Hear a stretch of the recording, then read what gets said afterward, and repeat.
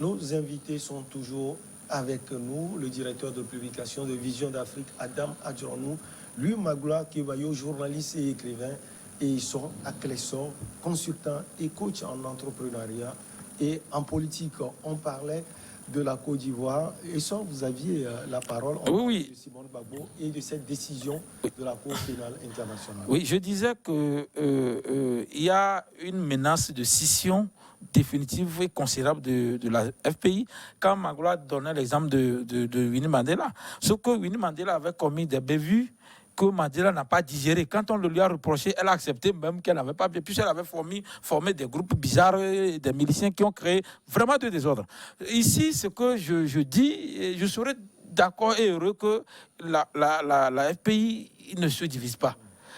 Comme Magloire le dit, pour l'avancée de la politique ivoirienne, il faudrait que les partis, les ténors du moins, se réunissent. Maintenant, il y a lieu même de voir en même temps. Il faut que les partis ne se créent pas sur la personnalité de quelqu'un prochainement. Quand on crée un parti politique, il faut que ça soit au nom du pays. Que peu importe qui est devant ou qui soit devant, que le parti évolue. Parce que jusqu'à présent, on a personnalisé trop les partis politiques. C'est ça le problème. Qu'on dit que pour qui, ça, il faut changer. Maintenant, je suis convaincu que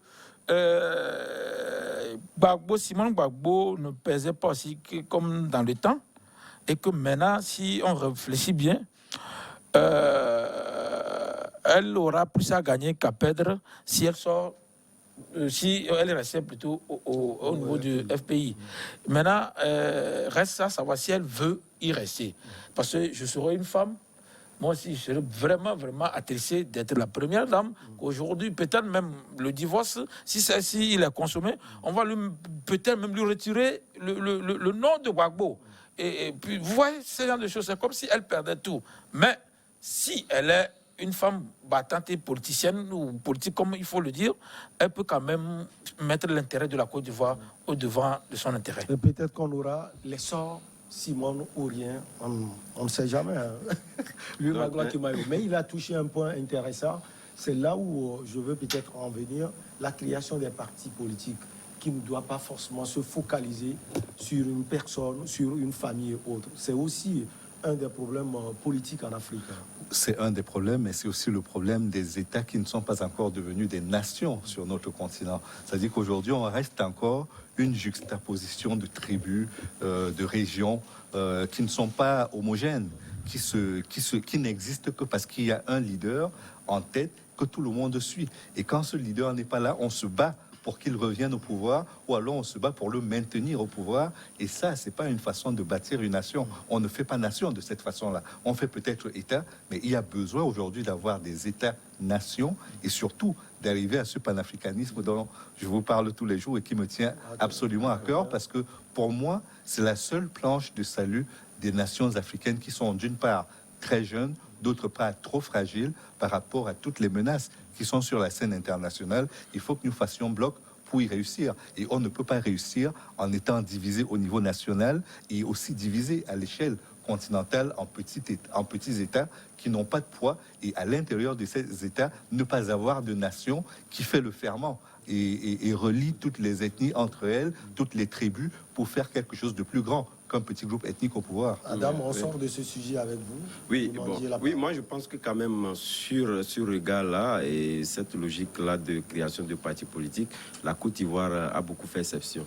Nous étions dans ces derniers temps où nous avions vu les Guillaume Soro et le leader des jeunes patriotes, Charles Blé Goudé. Sinon, la Côte d'Ivoire a su quand même se démarquer par rapport à ça. Nous avons vu des partis politiques qui sont restés toujours soudés.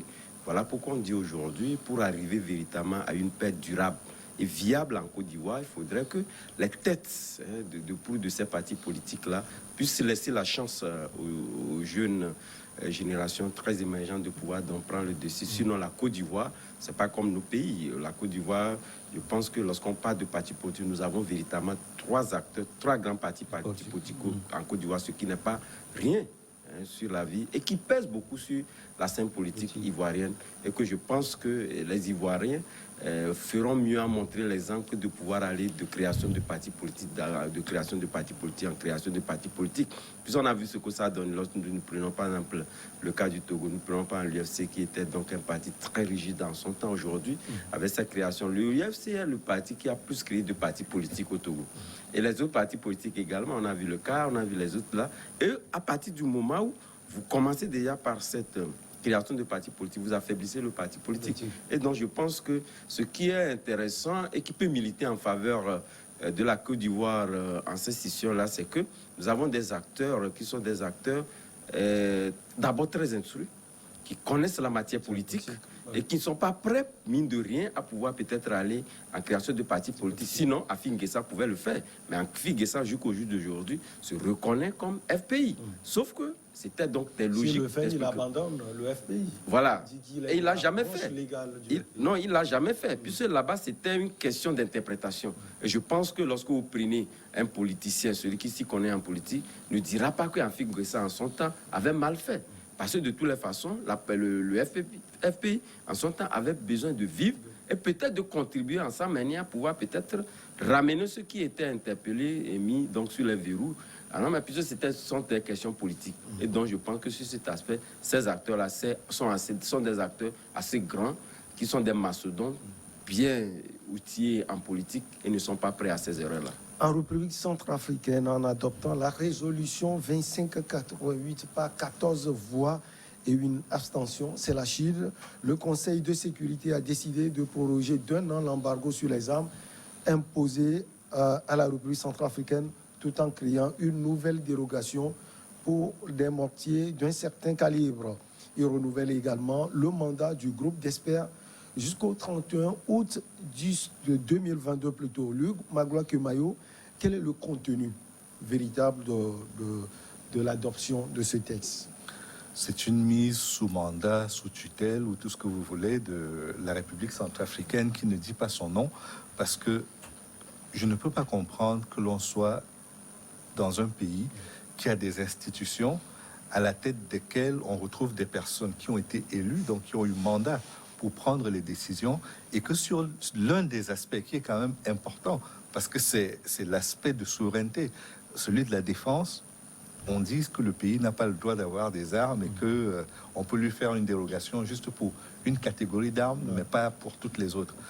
Je ne peux pas le comprendre.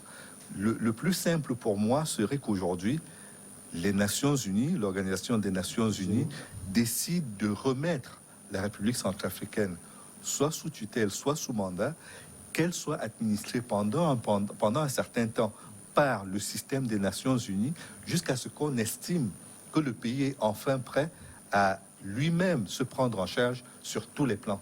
Parce que le régime d'autonomie dont a bénéficié par exemple le Togo avant son indépendance n'était pas très différent. C'est-à-dire que les affaires étrangères étaient aux mains de la France, par exemple. Et là, on est dans un cas de figure où la défense revient au système des Nations Unies. C'est le Conseil de sécurité qui décide de ce qui va se faire ou pas au niveau de la République centrafricaine dans la gestion des armes. Et je trouve que c'est proprement injuste. L'Union africaine devrait se prononcer là-dessus, et je pense que les dirigeants centrafricains, qu'ils soient de l'opposition ou qu'ils soient aux affaires actuellement, devraient poser le problème de cette manière-là également. C'est-à-dire, c'est une question de souveraineté. Vous ne pouvez pas, alors que le peuple nous a donné un mandat, nous retirer une partie de nos pouvoirs pour des raisons qui sont obscures et que vous débattez en notre absence au Conseil de sécurité. Pour moi, c'est un contresens absolu. Et ça, à quel sort votre... Je pense que c'est une sorte d'impérialisme nouvelle version. Comme le dit Magloire, je ne suis pas sûr que si c'était la France même si on évite des tueries de toutes sortes. En fait, il n'évite en rien les tueries, parce que d'une manière ou d'une autre, je pense aussi que c'est pour punir les Centrafricains d'avoir fait recours aux Russes. Ce que je ne comprends pas aussi au niveau des Russes, ils peuvent quand même imposer leur veto dans ce. C'est pourquoi je dis que les gens n'ont qu'à se méfier, comme si les Russes sont des messies, leur messie. Ouais, ils pouvaient imposer leur veto, ils ne l'ont pas fait. On a vu seulement la réaction de la Chine. Non, c'est ce que je dis. La Chine, ce n'est pas la Chine qui vend plus d'armes là-bas, c'est la Russie. C'est la Russie, on a donné les contrats des mines et consorts là. Et aussi, je dis que cela se passerait aux États-Unis ou à France, l'embargo là ne viendrait pas. Donc je ne comprends pas. Macron le dit, mais je pense que l'Union africaine est une caisse de résonance qui est là pour subir que de réagir. Et si on a 54 pays ici, et j'ai bonne mémoire, et que les 54 pays soient d'accord qu'un pays qui a problème chez nous, on peut le résoudre, on peut résoudre ce problème. Mais tout le monde est là, et puis on entend que l'autre vient d'ailleurs. Et aussi, ça vient du fait que les ONG et centrafricaines demandent de l'aide aux Occidentaux. Quand les gens là injectent leur argent, il y a une directive, il y a une consigne qui suit l'argent. Donc, pour que ces gens de choses ne se répètent pas, je pense que quand il y a un problème en Afrique, la Côte d'Ivoire peut proposer une partie des financements, le Togo propose une partie, et petit à petit, on peut résoudre ce problème. C'est un problème africain. Je ne suis même pas sûr que ce serait l'Amérique latine, on accepterait que l'Afrique intervienne. Même en Asie, on ne va pas ce qu'on intervient. Donc pourquoi chez nous, on ne nous permet pas de résoudre les problèmes à notre manière? Même si on sait qu'il y a eu les anti-balakal, les balakal, tout ça là, d'une manière ou d'une autre, c'est un problème interne qui doit être réglé à l'interne. L'Union africaine. pas régler cela. Non, ce n'est pas qu'il n'arrive pas, c'est une démission.